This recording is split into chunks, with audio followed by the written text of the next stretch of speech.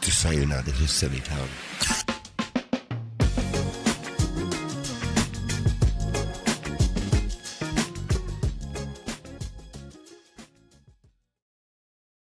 Hello, hello. Welcome back to another episode.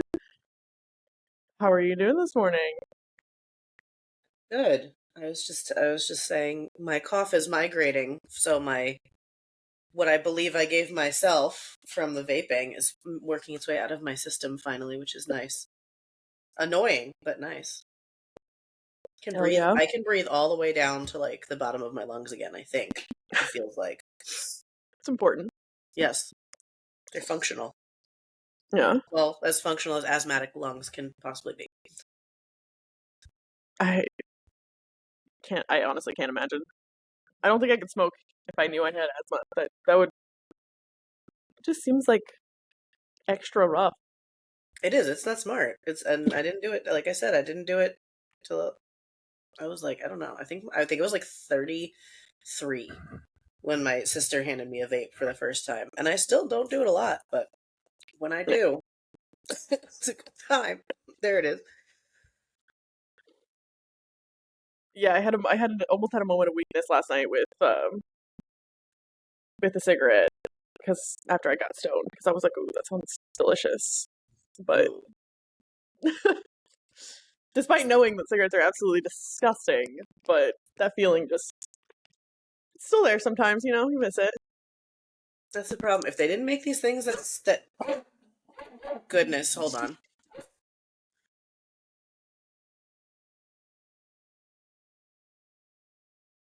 My neighbors just like can't even go to work without my dogs telling them to fuck off at top volume.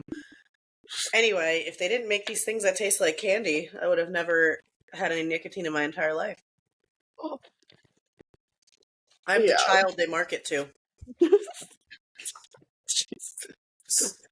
The woman child. Well, at least they can know that their marketing's working, unfortunately. But yeah, we're on a discussion of our road to discovery today, I suppose. I like that. I like the title. I like that title of the discussion. I don't think it's going to be the episode title because it's too obvious, but Yeah. Well, guiding our conversation. Yeah, I want to hear how you that was my brain is still not functioning. Jesus It's early. Christ. Early. Last night was late. Today is early. Yeah. So how did you come about like realizing that you were we'll start with queer. Okay. We can shift into the rest of it. Okay. Listen, I tell this story most of this story as a joke. And people think it's a joke because of the way I tell it. And hold on. I'm trying to get that last like cough out. I had my first girlfriend when I was 16. And we played sports together, and I had some friends, like one friend in particular in high school that I was very close with that was queer. That actually kind of helped me get together with my girlfriend because my girlfriend was straight at the time. But I didn't think back until, I don't know, I guess when I realized that other people have a whole like realization, right? That is like grounded in like a moment in time, which I didn't have at that point. I was just like, oh, that person is very attractive and I like their personality and I'm interested in them, right? But I didn't think about why is this so easy? Like why does this just feel okay? And so the joke that I always tell, I think, is real. So I'm a huge Hanson fan. And I saw them when I was 12 for the first time in a music video like everybody else. And I thought they were boys, and I thought Taylor was hot. And then someone was, I think my cousin was like, Jen, they're girls. And I was like, no, they're not. She's like, yeah, they are. Like, look at them. Look at their hair. Listen to that one's voice. Like, that's a girl. And I was like, all right, well, maybe they're girls. And I'm like, that girl is still really hot, though. Like, it's a joke, but it's not. I had like a serious conversation with myself at 12 years old. I was like, well, it's still attractive. Like, you know, you're Yeah. 12 years old. And then I found out that they were boys again later, obviously, right? But this was over the course of like 2 weeks. And I was like, all right, well, he's still really hot. Like, I don't know. Like, I like that. Whatever that is, aesthetically, I like to look at that. It makes me Yeah. feel things that I've never felt before. So, like, I really think that Taylor Hanson was my first bisexual experience. At least a point where I worked through, like, bi confusion, because I was like, all right, well, I was feeling new feelings as a child for this person. And, like, now maybe it's not a boy and I'm supposed to like boys, but I still feel those feelings. So then, I don't know, when I'm not going to say her name because I don't know how out she is, but when I saw my ex, when I was, like, 16, I don't know, it was kind of like, I just knew that I liked it. Like, you know what I mean? She had nice eyes and nice legs, and she was a nice person, and she smelled good. And I was like, well, I like that. I want more of that. Come to me. Like, you know? And I was lucky in that I could tell my mom anything at that point in time. And Yeah. so, like, I told her, and I didn't really know anything about gauging reactions either. There was a girl in my school, like, as long as I can remember knowing she existed, we knew she was gay, like, from a young age. Which I actually just told her recently. I was like, I'm so glad that I knew you growing up, because, like, I just always knew someone that was out. So I knew people reacted badly to her, and then when I told my mom, she was like, "Oh, well, that's interesting," and she, like, didn't know how to process, but she didn't have, like, a negative reaction, if you will. Yeah. Um, But there was a point, like, when I started seeing this girl, and she was like, listen, when you're around the house and around your sisters, you guys are just friends, okay? And I was like, oh, okay.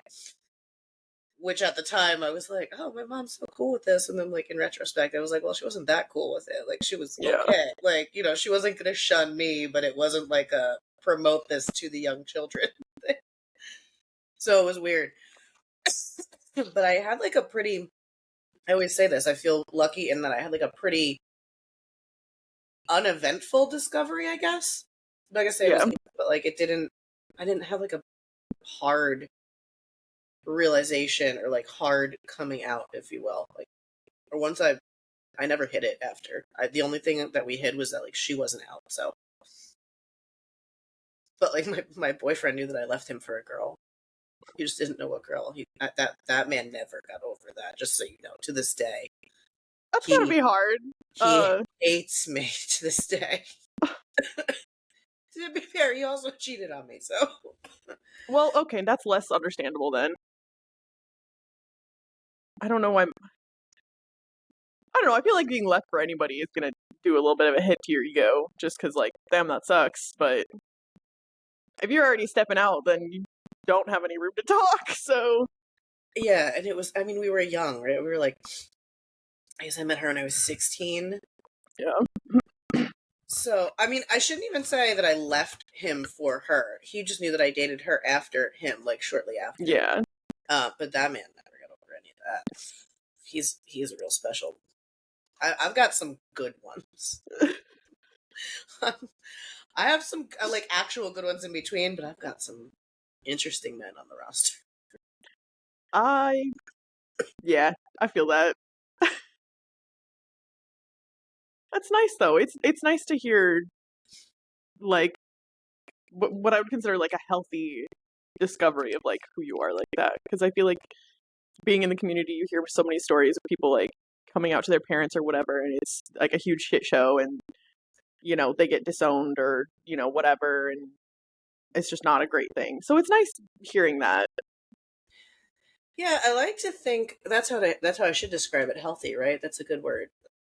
I like to think what that has done for me is when I do have friends that have a hard time and have, like, hard stories, I can meet those stories without, like, me tapping into any past resentment or anger. You know what I mean? Like, I think of it as it gives me the gift of being able to meet people with love when other people in their lives are not. Yeah, And I know there are other people that have had harder stories that can also do the same, but they likely have to try harder, right? Like when I try to support someone in a trauma that I've been through, it's like, oh, I have to think about what I have to put on the shelf before I can support you. Like, I don't really have anything to put on the shelf here. So I can just be like, no, fuck that. You're awesome. Just like this. Like, this is your full expression. And like, I mean that without having to sift through any mess in the background for myself, which is nice. Yeah. Most things I support people in, I have to sift through some personal mess. That's fair. That's a, I don't know. I like that way of looking at it.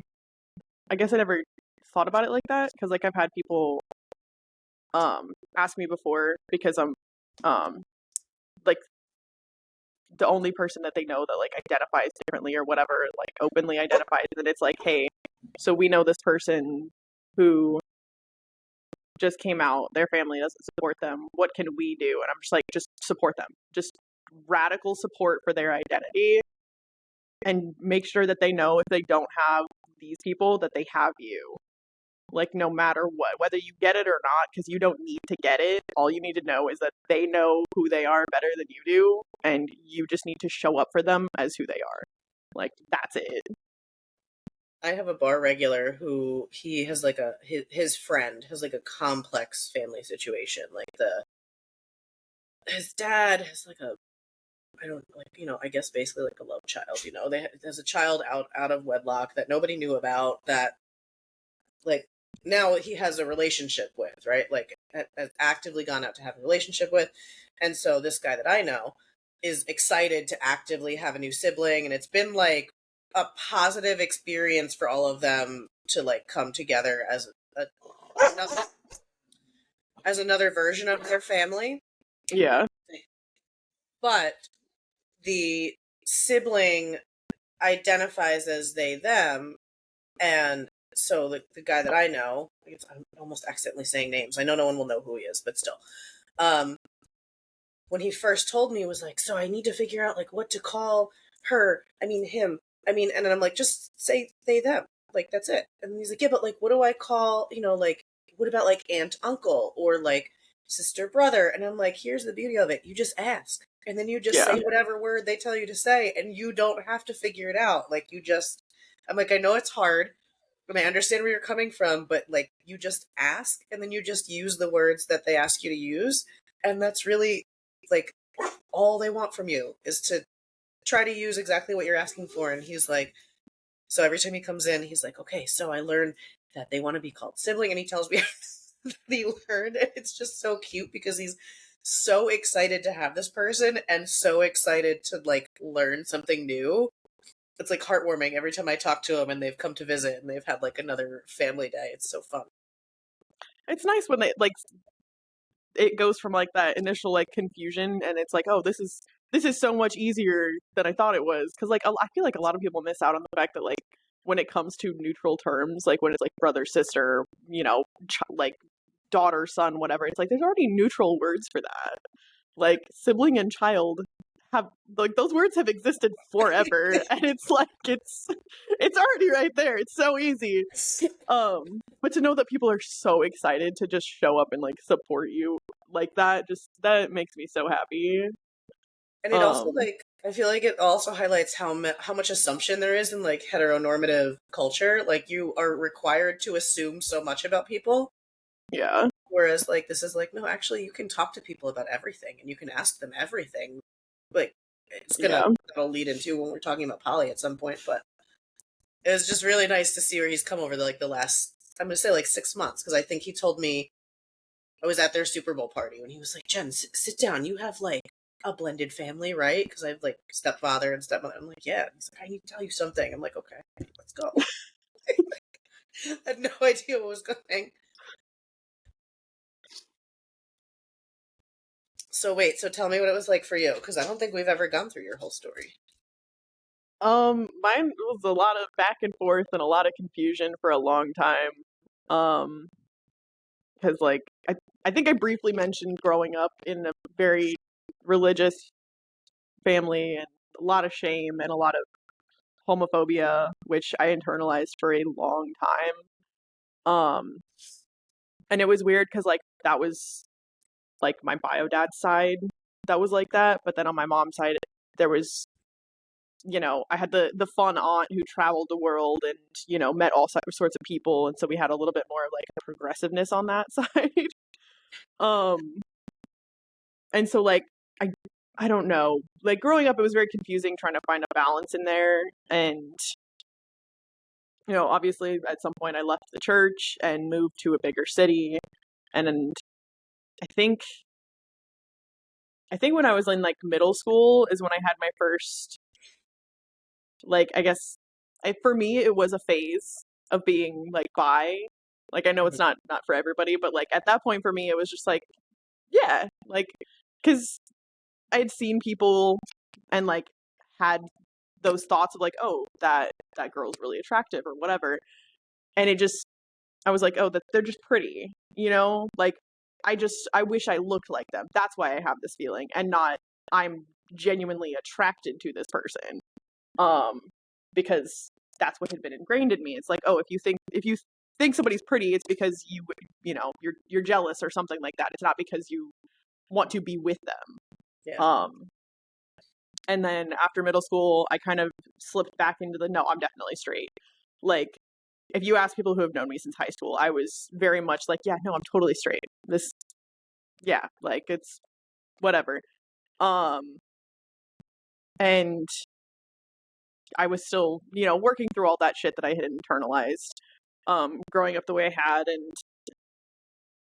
it wasn't actually until after I had my first kid and um, I realized that I was um, non-binary that I realized how like fully queer that I was.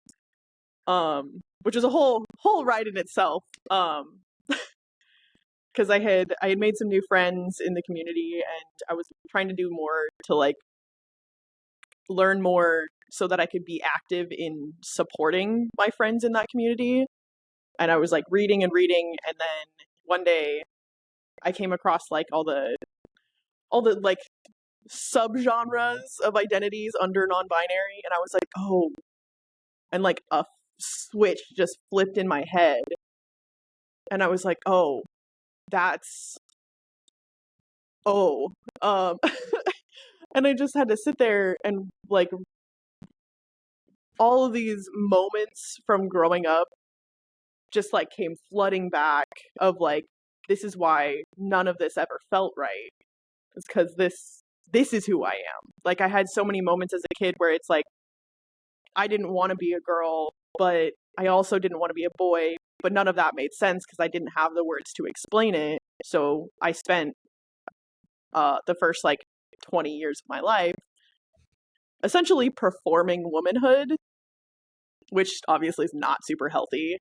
And a lot of times it made me like really uncomfortable with the idea of being perceived femininely, but I still would do everything that I could to be seen like that because that's all that I knew.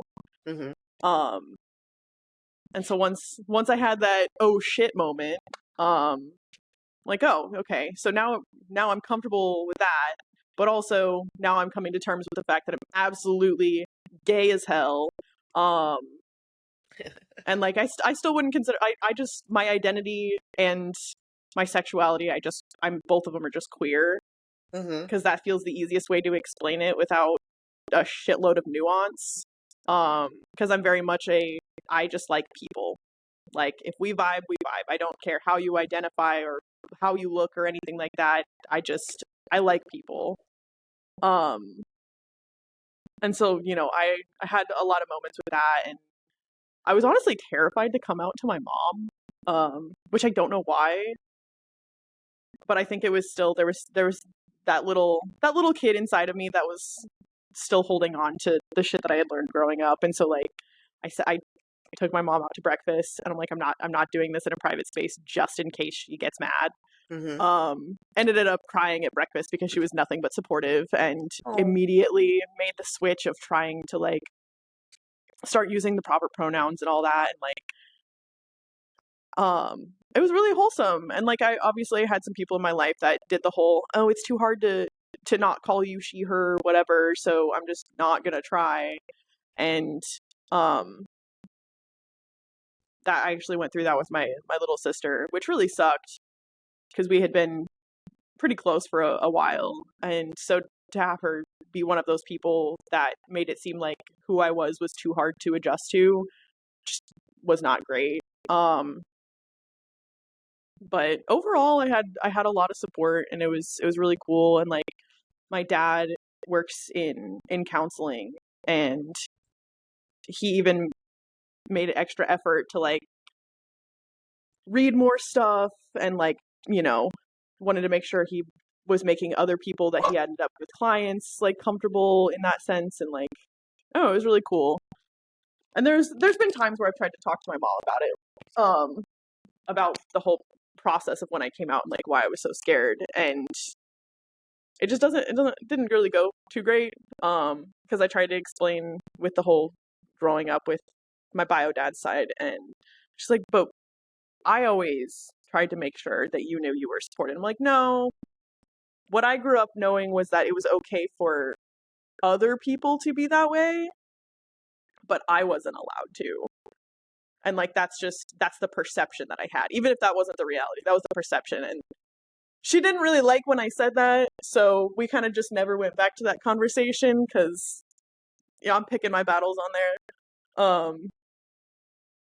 But yeah, that was, I don't know, it was a fun time. So now I'm just super gay and, you know, non-binary, and it's super fun. Just living life, free ball and Yeah, everything. No, constantly on the train of self-discovery with that one. So I've been using queer more too because I like my whole life it was like bisexual, and then I tried to switch to pansexual, but then it's for some reason bisexual just rolls off the tongue, and then I'm like, well, actually, the reality is that I'm like demisexual and sapiosexual, but a lot of people don't use those terms as frequently yet. So I'm just like, just queer. Like I like everybody. Like if I like you, I like you. I don't give a shit about really anything else. yeah, But I didn't actually. I just realized as you were talking, I didn't have a coming out experience to anyone but my mom. Like just I told her about my girlfriend, and then I just would openly talk about being bisexual. And like I've never had a conversation with my dad or my stepdad or my stepmom or anybody else in the family. It's just if you're on my socials, you can't avoid it. If you knew about my girlfriend, we used to call her legs because she had really nice legs. So if you knew about legs, like and she liked it, to be fair. I'm not objectifying her. Like she knew she had nice no, that's cute. legs. Like if you knew about her, you just knew, and that was it. Like I'd never had a direct conversation with really anybody else. Yeah, And I don't think I ever had one with my sisters either. I think they just grew up knowing stuff. Like I don't know. They were always like I don't know, it was cute. I remember when I got married, I like found like a blog that my older sister wrote about like looking up to me and music and stuff actually, which I still have it somewhere. They were just like constantly supportive of me and still are. So I just never had like I think I just like only cared about my mom at that point. Like if she was good, I was yeah. good, and everything else just followed. It was weird.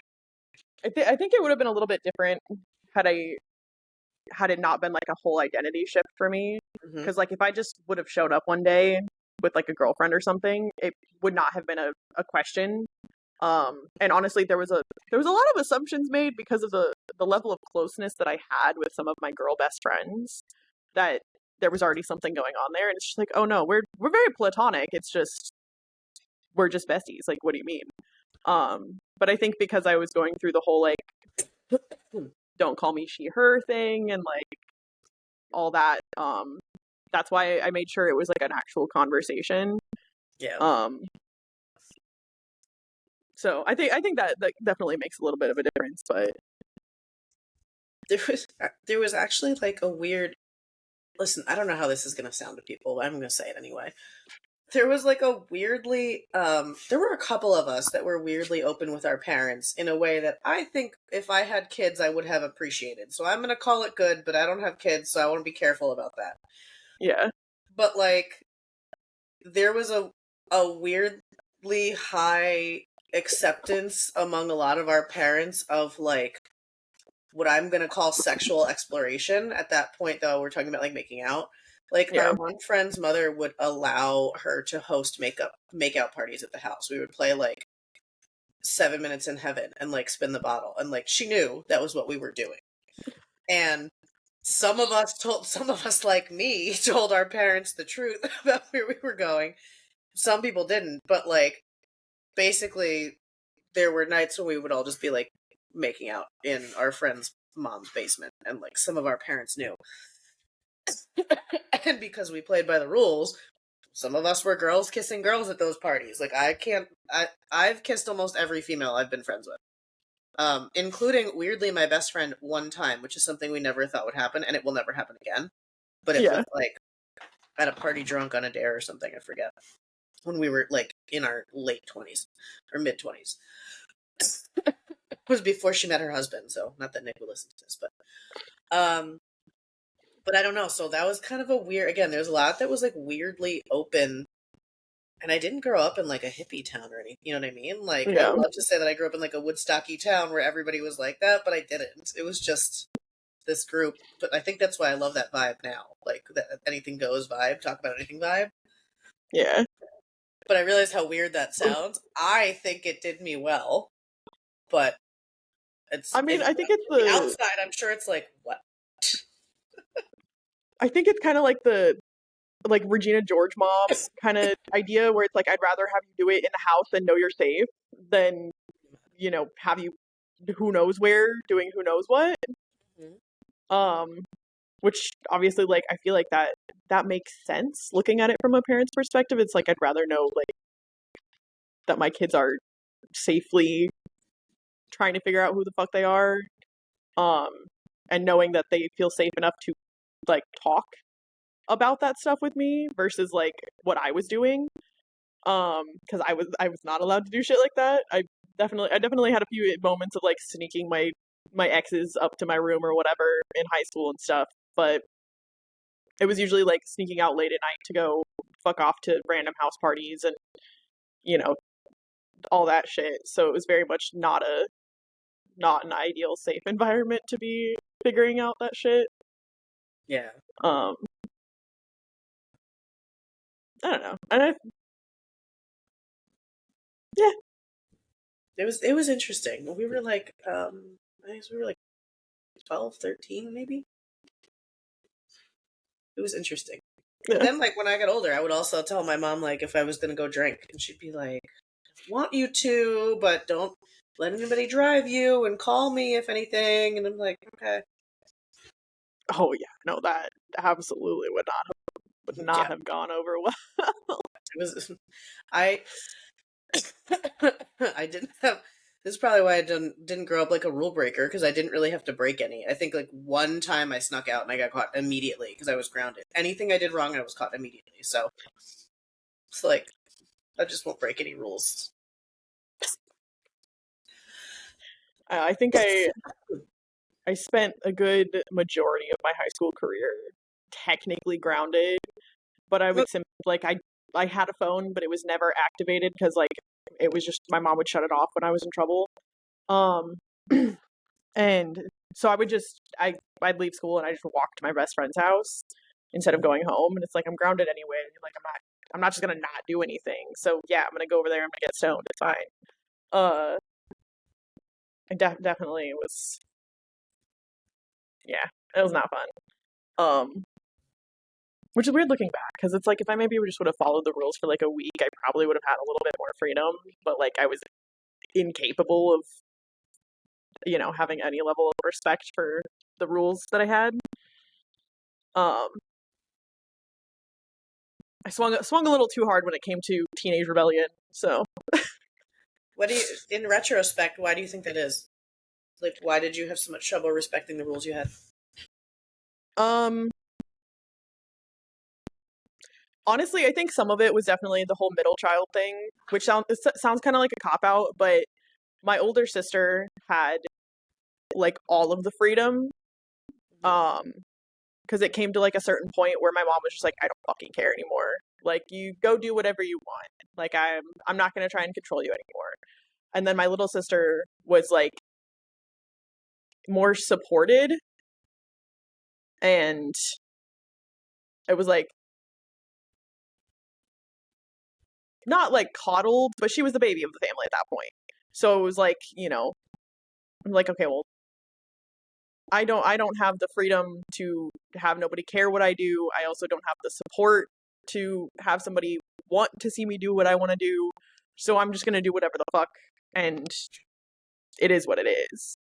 Um, I definitely think that was just the result of kind of that dynamic for a really fucking long time. Um,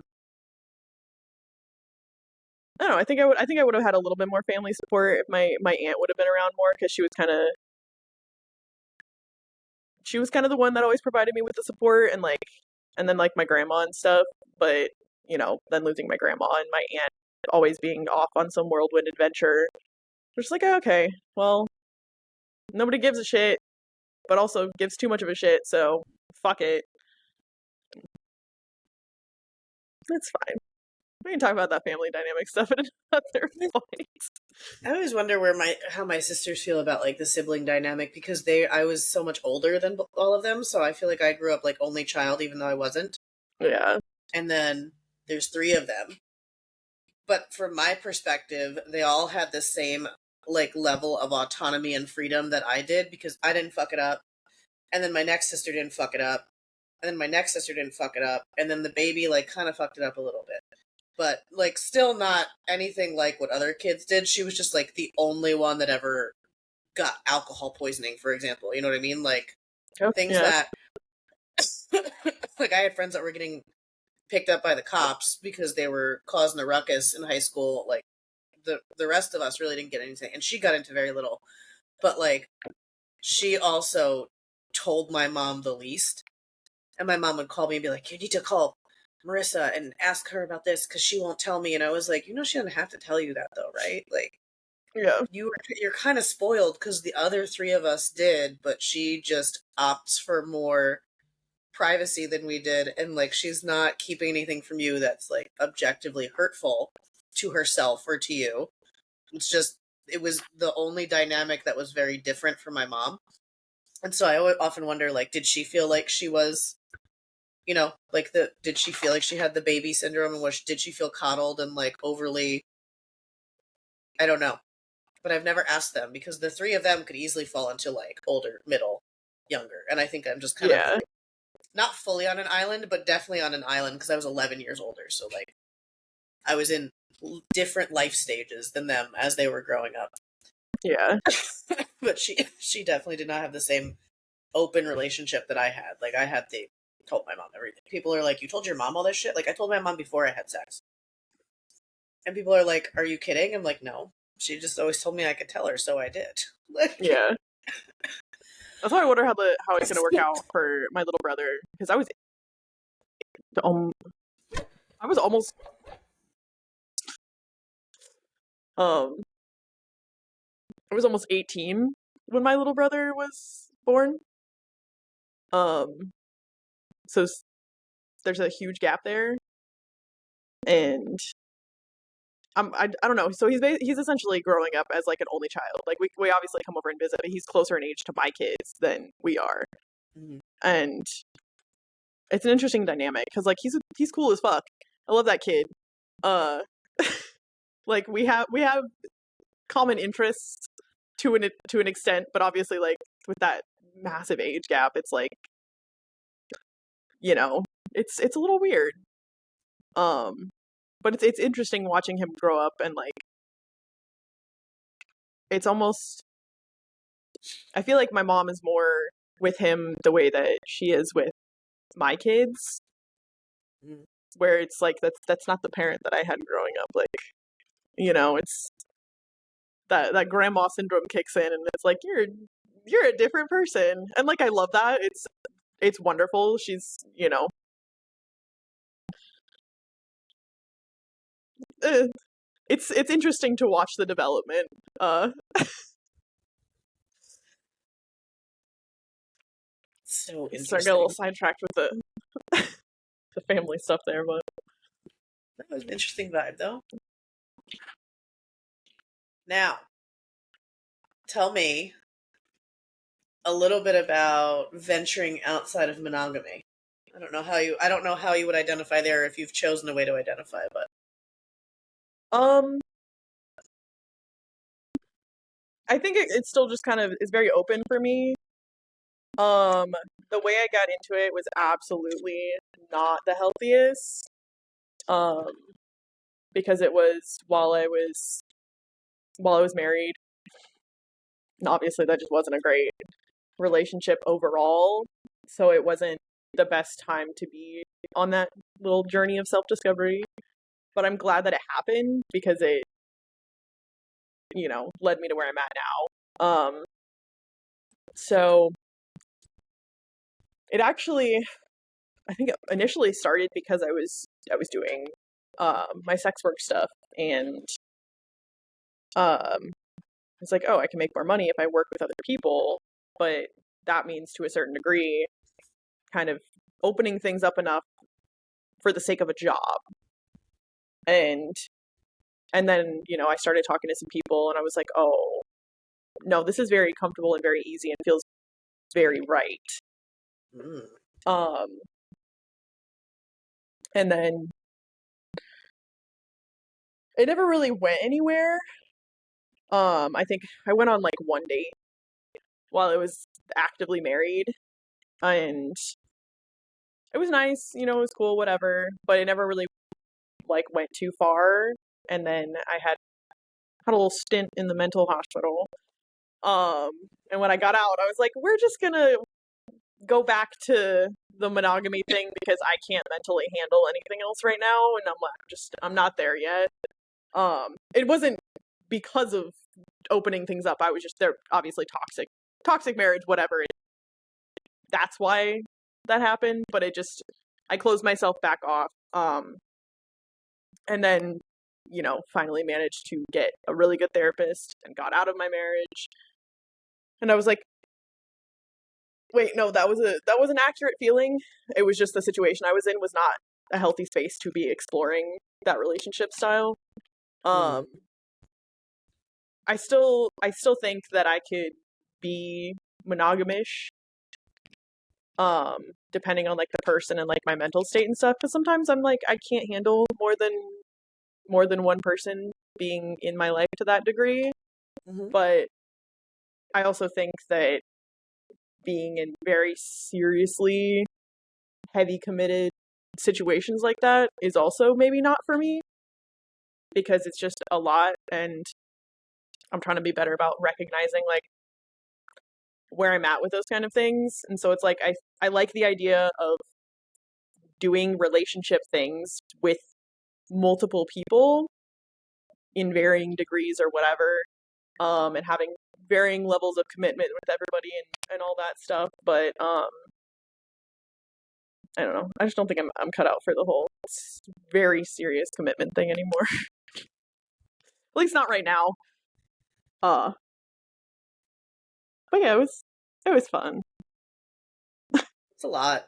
It's a Yeah. lot. It's a lot. I was basically married for 14 years. Like I was with my ex-husband for 7 years. And then I met my next ex. So my ex-husband was John, my last ex was Chris, and I met Chris and was with him for 7 years, and they like kind of overlapped. Like I left my husband in April 2014, or like we started to like leave and then we're going back and forth, and I met this one. I had known this one, but I wasn't dating him. And then by the time I left New Jersey, like John and I were done and Chris and I were together. And like both relationships were incredibly toxic, but in totally different ways. But it was like 2018 and I was on a trip for work, and I was like, it was me and two other girls, and we were just like, drinking bottles and bottles of wine on work trip. Chatting. That noise is funny. I don't know what the fuck that was. We're not doing this again, my guy. Just lay down. Just, Lay down. so we were like in the hotel room on a work trip, drinking wine, talking about shit, and I'm just like, at that point, Chris and I were having sex maybe like 4 times a year, and they weren't even the 4 times Like, they weren't even the, like, birthday sex, Valentine's Day sex, anniversary sex. Like, it was like anytime there was a huge fight or he was jealous of something. And I just told you, I grew up like talking about sex in my house, grew up Yeah. exploring sexuality from a very young age. Like, I have always been an overtly sexual person, like, always been in Yeah. touch with it, always talked about it, always been open about it. And so, like, the first year was normal, and then something just went way off the rails. And I used to try to talk about it, and there were like semi-productive conversations, and then there were conversations that were like horrendously toxic, like, no, I don't want to fuck you because you're fat. Or like he'd be like, I'm just not attracted to you. Oh, I only started dating you on a dare. Like, and then he'd be like, oh, I just said that because I was mad. And I'm like, I just don't even know what the fuck you're doing. Right. And that was years of that. And it was so bad that at one point I was like, I just have to ask you, like, flat out, like, were you ever like sexually assaulted in some way? And I am like, and I'm constantly bringing this up and you're not telling me. And like, you know what I mean? Because your reactions to this are so vicious at times. And he said no. So I was like talking to, and at that point we're in a good point in our relationship, and I'm like telling my friends, I'm like, the relationship's fine, but like we never fuck and it's horrible. And that was when my friend was like, what if you just opened it up? And I'm like, hold on, what do you mean? And I didn't know she was in a marriage that had like some flexibility, and I don't know what they called it at the time, but I just also vividly remember her saying she was going to call someone to go fuck her husband while we were away, which I love. But I was like, you know what? That idea is so interesting to me, and I cannot do it in this relationship because this relationship is already so horrendous. Like, just because it was a good time at that point, like, there is no trust, there is very little respect. It's already Yeah. toxic. It's like I'm the queen of like knowing I need to do something years before I do it. So like I already knew years before this wasn't going to go. Yeah. But that idea like never left my brain. Like after him, and I was like, okay, now I have this like blank slate. I've been with two men for the last 14 years, like religiously. I did not cheat. Sort of, actually. I kind of cheated at the end of that last one. But so let's say almost 14 years. Um, like, what does this look like? What options are available? Like, and I just dove eyeballs deep into just learning about relationship styles and relationship containers and like the community, and like I read books, and unfortunately one of the creators that I really really loved, who shared a lot of good content, turned out to be not a really good person behind the scenes, which is kind of sad because he was delivering all the right messages but I guess not following them. Yeah. So I can't even tell you where I learned a lot of stuff from because he's a no mas. But um then I started buying the books, and then I started like dating people in the community, and I was like, oh, this is really cool. If for no other reason than we talk about everything. Like, we started talking about that a couple episodes ago. Like, if for nothing else, all of the communication that I never had in these two other relationships is now available, no matter whether we choose to do something monogamish or consensually non-monogamous or poly or solo poly or just open, like all these different options. I get to have all of the conversation that nobody would have with me for years about what I want. And then we get to say things like, well, that's not available to me, but like, go find that where you can find it. And this is what's available to you from me. And that's kind of where I landed. Like, I don't know. I'm open to everything. I'm obviously capable of being monogamous, and maybe I will someday, depending on the person. But I hate the idea of like the Jerry Maguire vibe. Like, I don't need you to complete me. I don't want to complete you. I don't want that kind of pressure. I'm still a perfectly flawed, fucked up human, and I'm gonna hurt you sometimes. And like, your whole world can't be me. I Yeah. would love to. I like to be like big parts of it for people, and I love everything about being in relationships. Except like, I can't be everything. I can't even be everything to myself. I cannot be Yeah. everything to you. And so I will never get into again. Like the you complete me type of monogamy. Like, I went out with one dude, he was so nice and he was cute and he was a musician. I would have loved to go out with him again. And he was like, I'm just looking for my person. And I'm like, oh no, we can't do that. Like, no, because I know where this will go, and that's too much for me already. Like, I don't want to be that for you. Like, I'd like to be, not that I don't want to be your person, but I could tell it was the like, I just want my That best type friend, of it, yeah. like everything, and it's just us against the world, and like I don't want that. I mean, that's not even healthy, even if you are monogamous, because it's like you, even if you are in a committed relationship and it's totally monogamous and all that stuff, like you still need friends. Like you still need to have a community of your people because that's just how humans are built. So like that's why I don't understand when monogamous people, like rigidly monogamous people, are just like, well, how can you feel this love for these many people? And it's like the amount of love that I carry is not a finite resource. No, it's Like not I five. don't just have one best friend. I have multiple best friends and I have varying degrees of love for all of them and, varying relationships with all of them. It's the same fucking concept, just a romantic situation versus a platonic situation. Like I will never run out of love to give, no matter who you are to me. And I don't know. I don't know. I think it's that idea of being the one and being everything. Like, yes, I'd love to have a partner that can be one of my best friends, but I will never throw them to the side or throw my other best friends to the side for them. Like, that doesn't make sense to me. And then it's like I've still kind of worked through, like, I don't know, anybody that knows me knows that I'm constantly thinking, right? Like my brain never fucking stops. And like sometimes I think back to, okay, so how much of those two like main pivotal relationships in my life, number one, how much of what was wrong with them was internalized codependence, because that was absolutely a thing, because my mom is a codependent, and listen, whatever, she might hear this, she'll be fucking pissed, but she still is.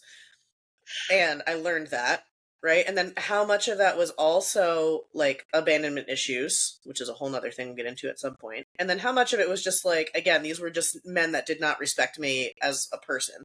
Yeah. And as a result, after time, I stopped respecting them as people. So like that combination, sometimes I try to unravel it and think like, because I don't want to slip back into the codependent tendencies, which I don't think I have right now, but I don't want to be like, I don't want to swing drastically the other way. Um, but it's like a combo of that too, right? And then at the same time, learning through what you just said, right? Like learning about concepts of not having a finite amount of love to give. Like I would hide. I would always hide behind this like hard exterior. Like I don't give a fuck. I'm a porcupine. And now I'm like, absolutely not. I love everybody. Like I will send you the most fucking ridiculous, sappy, fucking from my guts message, and I know there are people that read them and are like, what the fuck, why is she always fucking like this, like this is so much, and I'm like, I don't care, I'm gonna tell you I love you anyway. And Yeah. one day you might need that. Today it might be annoying or weird because you don't think we know each other that well, and then one day you might be like, oh, I needed that, and it's fine. But like then I entered the world of falling obsessively platonically in love with my friends too, and now I'm like, well, anybody that dates me is going to have to understand that I have some friends that I am in love with. That's it. Yeah. And we're never going to be romantically involved, but I am in love with them the same way that I might be in love with you one day. Like I love them Yeah. as much, and that's okay. And I don't know. I feel like that's healthy. Like that's why Yeah. like when I talk about my best friend and I call her my platonic life partner, anybody that comes into my life has to accept that is my fucking wife. Like Mhm.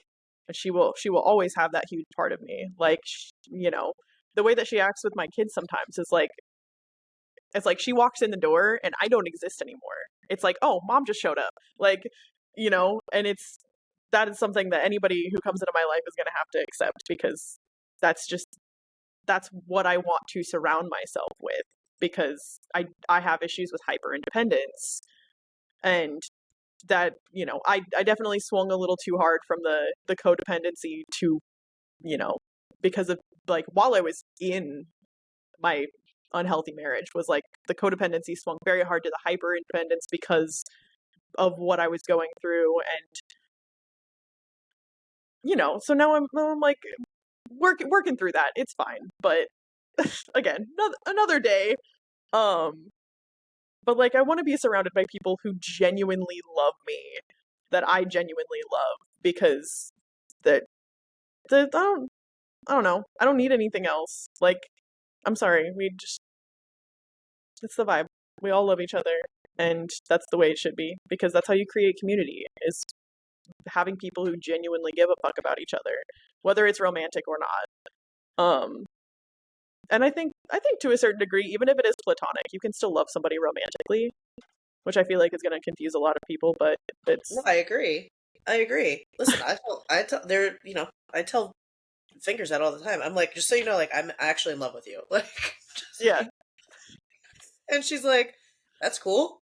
And I'm like, good, okay, great. As long as yeah. we're on the same page. Like, it's just different. My best friend, she said to me, she's she's an Aquarius, so she's not super emotional. Um, never has been. Like I might have seen her cry 3 times in the 30 some odd years I've known her, and every time I was in a panic. Like, did somebody die? Which, even when people die, she doesn't cry, so I don't even know. So like, but I just remember, like, I don't know, maybe like 3 4 months ago, and I don't remember why she said it, but her just saying, like, you're the happiest I've ever seen you. And like, thank God it was a text message, because I burst into tears, because it was like Oh, one of the most emotional things she could possibly say. And I'm like, oh my God, this person that has known me my whole life sees me and sees that change, and like has gone out of her way to acknowledge it in a way that's uncharacteristic for her.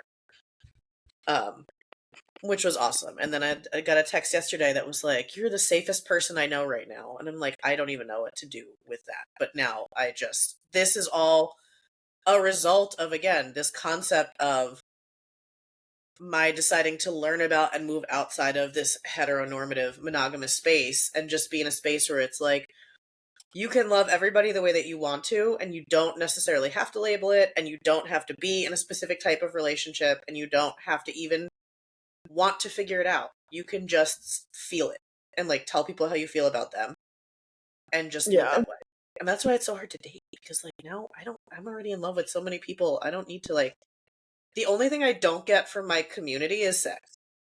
yeah, You know what I mean? Like, the only thing I don't get from my friends and and anything, if I'm like, I want to go do like a date night thing, Kevin and I go out and do like the date night things, and that way neither of us have to date.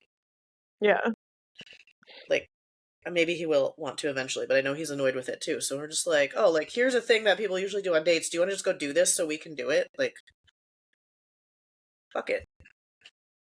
I love that. I think just being able to go out and just vibe like that is that's important. And it doesn't have to be like a romantic, like I hate the idea that like going out on dates has to be like a romantic thing. Like, no. Like, yes, I love you, but like we're just going to have drinks because we enjoy each other's company. And like, yeah, sure, cool, it's a date. But like there's no expectations coming from that. And like even if it was like a romantic date, there's still no expectations. It's like my only expectation is that we go out and enjoy ourselves. That's it. Like Yeah, I enjoy you as a person, so let's go have vibes. Like that I don't know why it has to be so much more than that. And it's funny though. I I don't think know. I probably sound like a massive paradox, because also I romanticize everything, which I still believe you should do. Like, everything in life is Yeah. fucking. Like that's why I'm constantly taking pictures. Because like I have a dog shit memory, but like also it's like, you know what, this I need to capture this because it is just a moment, but like something about it feels really good. It's gonna stick, and I definitely think we need more of the romanticization. Yeah, that's a word. It can be now. Because I think so many people swung so hard with the like lack of community and like the hyper individualism and all that shit that now it's like, no, we need to bring it back. Like we're back to the bros who cuddle and kind of shit. Like we need we need to come back to a little more love. Bros who cuddle just gave me goosebumps. Sorry. We love affectionate men. It's also my new band name. You what? My new band name. There you go. Bros who cuddle. First Yeah. single, Kiss the Homies Goodnight. Yes. Oh, but like, and no, so that like this is all stuff I learned just from exploring the community. So like, I don't envision a world where I am monogamous anytime soon, but also I'm also absolutely the kind of person that can be swept off my feet. But Yeah. I think there's a level of like, I'm gonna make up a phrase. There's a level of toxic extreme monogamy that is never going to be for me. Like, Yeah. ever. I can never. There are so many things I can never go back to, and when I think about living that way, I'm like, "Ooh, how did I ever?" Because it doesn't feel right. Yeah. And that's why I feel so comfortable with like monogamish. Because Yeah. like yeah, like I am comfortable if it is just me and you, but also I do think I deserve two boyfriends. So you know, there's that. And even Also, better like if they also are boyfriends. ooh, yes. I love that. But also, like, right?